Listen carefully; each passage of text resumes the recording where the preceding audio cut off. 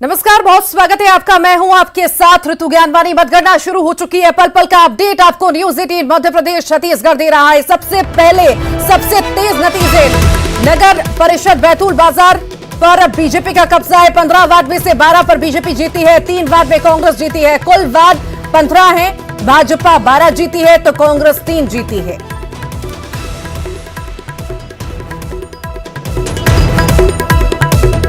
वक्त का बड़ा अपडेट आपको दे रहे हैं। नगर परिषद बैतूल बाजार पर बीजेपी ने कब्जा किया है। 15 वार्ड में से 12 पर बीजेपी जीती है, 3 वार्ड में कांग्रेस ने जीत हासिल की है। कुल वार्ड 15 हैं, जिसमें से 12 पर भाजपा ने जीत बनाई है तो वहीं कांग्रेस 3 जीत पाई है।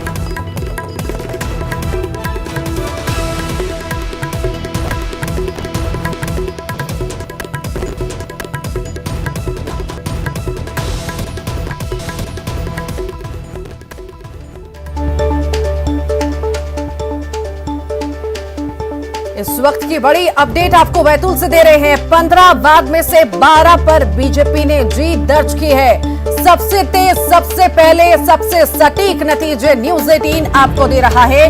नगर परिषद बैतूल बाजार पर बीजेपी ने कब्जा किया है।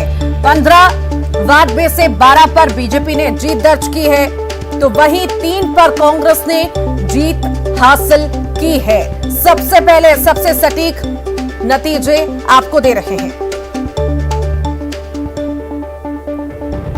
और हमारे साथ खरगोन से लाइव आशुतोष पुरोहित जुड़ गए हैं। आशुतोष, लोकल बॉडी के जो चुनाव होते हैं, मैं जानना चाहूंगी आपसे कि आखिर वोटर जब वोट करता है क्या जहन में रखकर वोट करता है कि एक पार्टी विशेष को वोट करना चाहता है, जो मुद्दे हैं, लोकल मुद्दे हैं, उनको देख करके वोट करता है, क्या जहन में चलता है आखिर वोटरों के?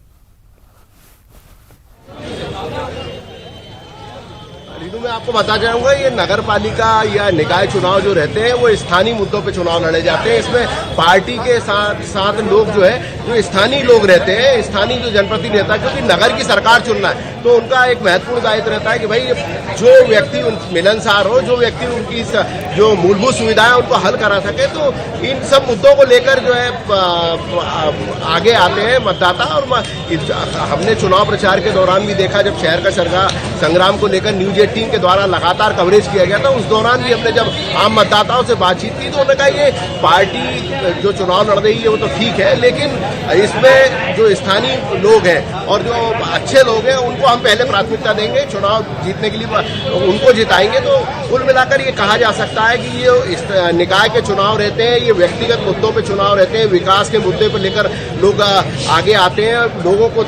लोग ऐसे व्यक्ति को चुनना चाहते हैं कि जो उनकी मूलभूत समस्याओं का हल करा सके। तो खरगोन में विशेष रूप से जो खरगोन, शनावत, बड़वा 3 नगर पालिका, करही, बिस्टान और कड़ई में बिस्टान और कसरावद, ये नगर परिषद 6 निकायों के चुनाव थे और 6 निकायों के दौरान जो है विकास का मुद्दा ही सबसे बड़ा मुद्दा रहा था। जहाँ कांग्रेस ने विकास की बात कही थी तो वहाँ भाजपा ने विकास की बात कही थी, लेकिन चुनाव मैदान में जिस प्रकार से निर्दलीय और जो पार्टी से बागी होते हैं उन्होंने भी विकास के मुद्दे पर ही चुनाव लड़ा है। तो कुल मिलाकर कहा जा सकता है कि जो स्थानीय निकाय का चुनाव ये काफी महत्वपूर्ण चुनाव माना जाता है और लोग अपने विकास को लेकर मतदान करते हैं। रीनू, आशुतोष, पिछली बार के मुकाबले अगर हम देखें, वोटिंग इस बार हो रही है लंबे वक्त के बाद हो रही है।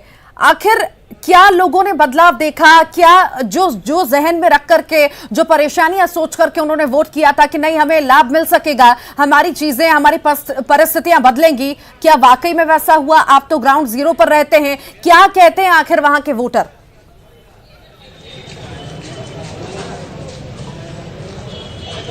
रीनू भी बताना चाहूंगी, हमारे जो आम मतदाता थे उनसे बातचीत हुई थी तो मतदाताओं को यही कहना था कि जो स्थानीय लोग हैं हम उनको पहले पसंद करेंगे, उसके बाद हम विकास के मुद्दे को लेकर बात करेंगे। और सबसे बड़ी बात, जैसे खरगोन नगर पालिका की बात की जाए तो ये देश में स्वच्छता के क्षेत्र में लगातार 3 बार 17 से 20 तक नंबर 1 नगर पालिका रही है, लेकिन यहाँ पे जिस प्रकार से पेयजल को लेकर या जल आवर्धन योजना को लेकर या नाली और गटर को लेकर जो काम हुए और जो सड़कें खोद दी गई थी, तो इस बार कहीं न कहीं, और जो इस बार का जो चुनाव हो रहा था बारिश के मौसम में चुनाव हो रहा था, तो कहीं ना कहीं मतदाताओं के जहन में ये भी रहा है कि वैसे तो पिछले 3 टर्नों से यहाँ पर भाजपा का कब्जा रहा है, तो लोगों के जहन में ये भी रहा है कि भाई विकास का मुद्दा रहना चाहिए। और जिस प्रकार से लोग सड़कों के लिए परेशान रहे हैं, पेयजल की कुछ समस्या रही है, तो लोगों ने हर मुद्दे को सोचकर ही यहाँ मतदान किया होगा।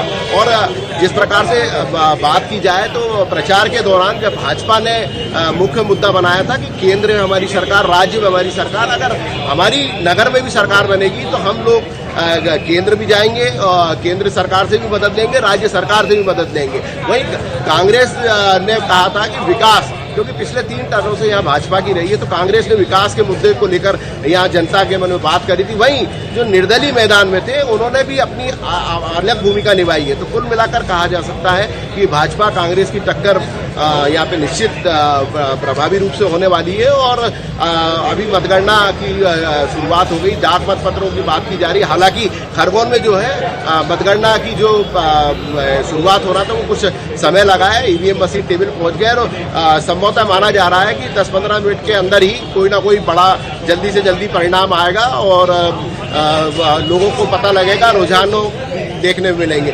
तो अरीनू ठीक, लगातार बने रहिए। राजीव रावत हमारे साथ टीकमगढ़ से जुड़ गए हैं। राजीव, आखिर क्या अपडेट आपके पास इस वक्त?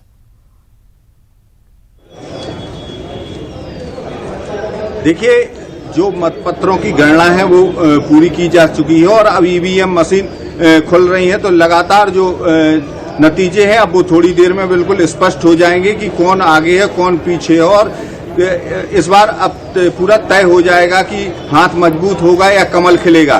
तो शहर के जो वार्डों की स्थिति है वो छोटी छोटी समस्याओं को लेकर जनता ने इस बार वोट किया है।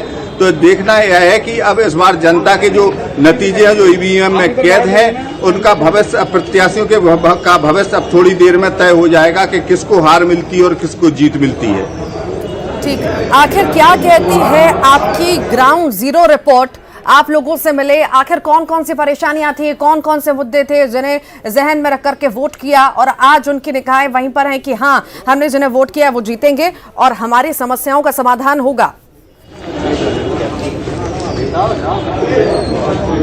देखिए, टीकमगढ़ शहर में जो नगर पालिका है, यहाँ पे छोटी छोटी समस्याओं को लेकर जनता ने वोट किया है, क्योंकि सड़क, पानी, बिजली और नालियों की और पेयजल की सबसे बड़ी समस्या है। क्योंकि साफ सफाई को लेकर शहर की जनता काफी जागरूक है और यहाँ पे साफ सफाई न होने के कारण जनता जो स्थानीय पहले के जो वार्ड पार्षद है, प्रत्याशी, तो कहीं ना कहीं इनका विरोध जरूर था, तो जिसको लेकर लोगों ने वोट किया है। और यहाँ पे टीकमगढ़ नगर पालिका में पिछले 22 सालों से भाजपा कायम है। तो अब इस बार जो पार्षदों द्वारा नगर निगम का अध्यक्ष चुनना है, तो इस बार अब इसके बाद जो पार्षद जीत के आएंगे, किसके पार्षद ज्यादा जीत कर आते हैं, कांग्रेस के या भाजपा के, तो इन दोनों में फिलहाल इसके बाद अब तय होगा कि सरकार, नगर की सरकार कौन बनाता है, कांग्रेस बनाती है या भाजपा बनाती है।